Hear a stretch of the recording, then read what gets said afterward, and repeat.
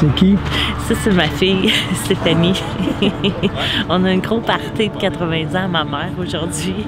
Je lui ai porté mon bicycle, on s'en va à Drummondville, puis après ça, on a party de fête des pères. Mais c'est pas grave, dans 5 dodo qu'on s'en va en Californie. Oui, on va y aller en Californie, Nathalie, mais pas dans 5 dodo. On va commencer par l'État de Washington, l'Oregon, puis ensuite la Californie. On va même aller en Arizona. On va rouler sur le bord de l'eau, on va faire des super beaux déserts. De voir la gang ce matin-là avec des étoiles dans les yeux, tout excité, heureux, des accolades, des petits becs, crée-moi qu'il avait hâte de partir. Mais il allait nous rester encore une semaine, puis une longue semaine. On a juste une chose en tête, c'est de partir.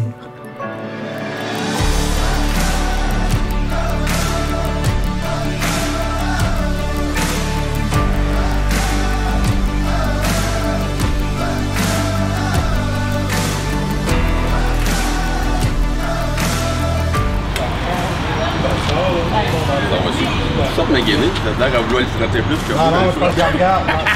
Je regarde pour être sûr que c'est pas des grappilles.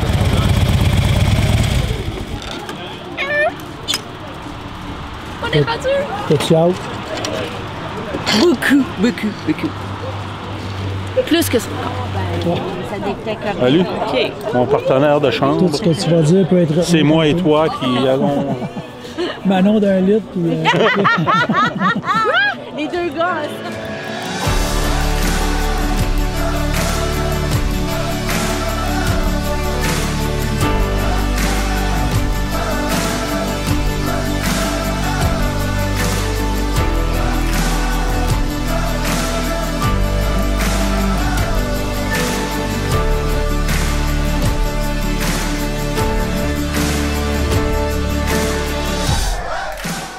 Luc, France, Laurier, JC, Caroline, Jacques. Plein de belles personnes qui allaient partager notre quotidien pendant 17 jours. 2 semaines de beaux paysages et de super belles routes. Ça s'en vient, ça s'en vient!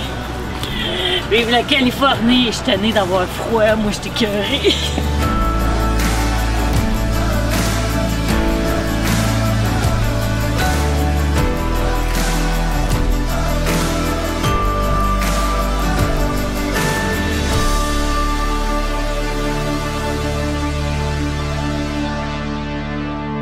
Première journée, on ne l'a pas eu facile. C'était à peine si on a dormi. On s'est levé très très tôt. Il fallait être au Tim Hortons à Saint-Élie à 3 heures du matin. Après ça, on embarque dans l'autobus jusqu'à l'aéroport. 3 heures du matin, je suis encore sur le chemin. Tout va bien, tout est à l'heure. On embarque dans l'avion. On a une escale à faire à Vancouver.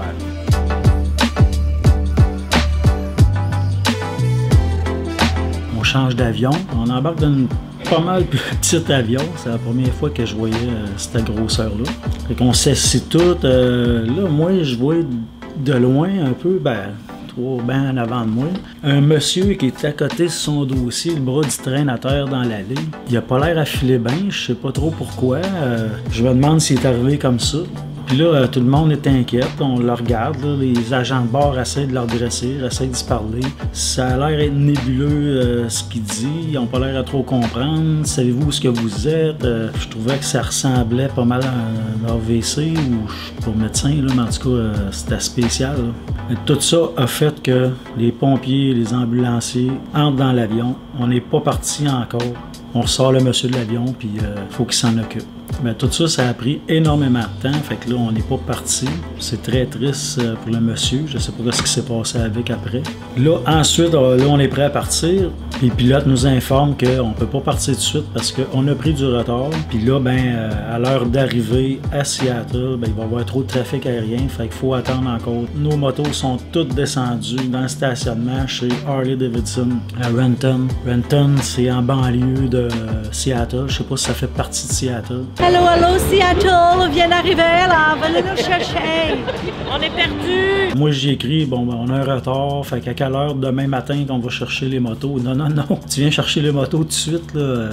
Les motos sont toutes débarquées. Par chance, Jacques, avec les navettes, l'hôtel, a réussi à convaincre les chauffeurs de nous débarquer chez le concessionnaire au lieu de venir direct à l'hôtel. Ça a fait qu'on a pu tout de suite ramasser nos motos sans aller à l'hôtel.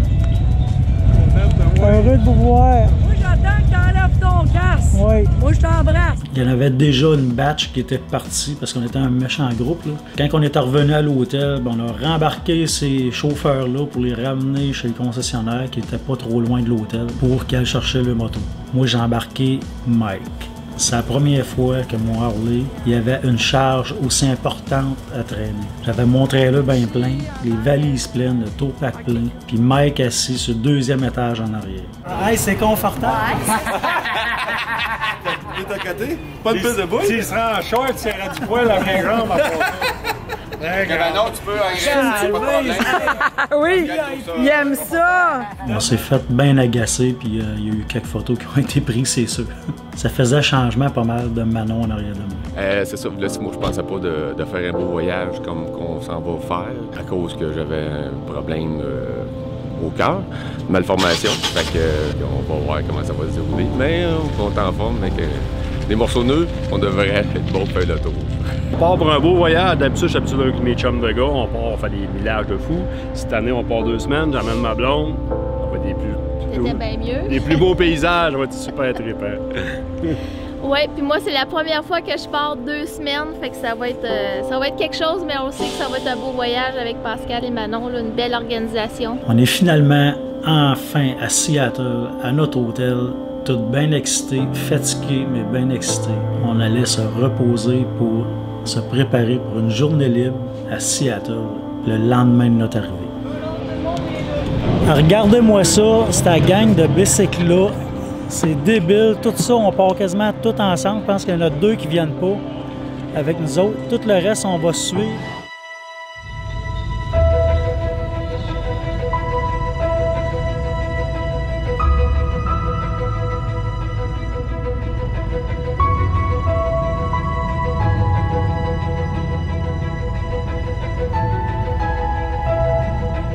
On est parti tout de suite le matin vers le concessionnaire qui était pas trop loin de l'hôtel où on était.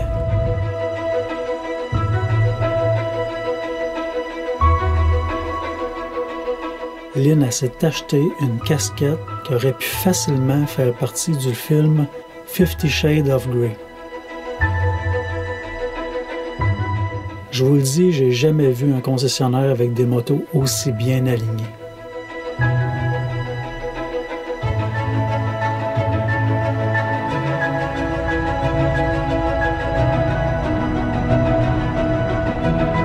Dans l'entrée des autoroutes, il y a souvent des clignotants rouges qui t'obligent à faire un arrêt pour éviter les concentrations de véhicules sur l'autoroute.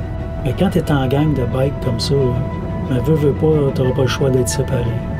Il faut vraiment savoir où est-ce qu'on s'en va et faire confiance aux gens qui te suivent avec toi dans le groupe. En s'en allant voir le trou, il y avait eu un accident d'un tunnel, il y a eu un ralentissement assez impressionnant. Puis, en arrivant de plus en plus près, à un moment donné, tu vois les traces sur le mur, puis là, tu te demandes un peu qu'est-ce qui se passe. Là, le char tout est fait, le bétonnière. Abonnez-vous, ça fait juste commencer.